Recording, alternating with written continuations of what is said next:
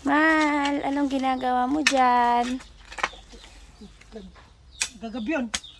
Ganyan kasi pag yung idol nyo kapag hindi nagla-vlog. O, di ba?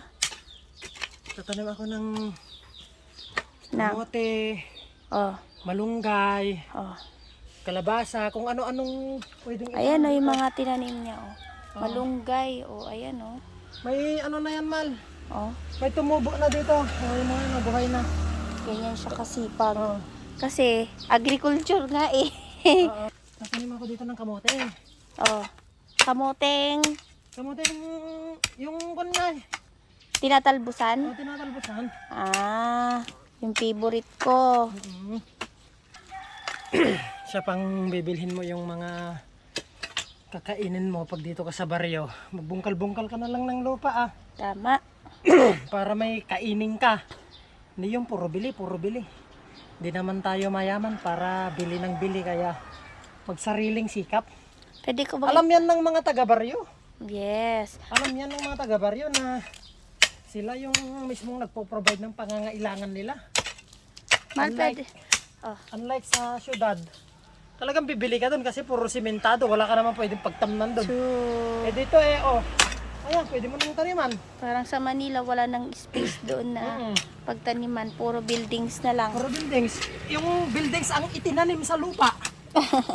Hindi na yung yung mga kain. pagkain, puro building. Kaya kapag bumili ka ng mga gulay doon, eh talaga namang Ay, gold. mapapaginto. Eh dito, ay nagbubungkal-bungkal ako after 3 months nito, pwede na. Mga talong, kahit ano, Yes. sili. Natamnang ito Pwede na sigurong patayin yan, oh. Kasi patay naman na yung, Yung, ayan, oh. ito, Nasunog na, oo. sa kanila yan, hindi sa atin yan. Ah, sa Dito kanila. lang sa atin. Pero buhay pa yan, mamumunga pa ba yan? Oo, mamumunga pa yan, saging yan. Pwede ko bang itry maggabyon, Mal?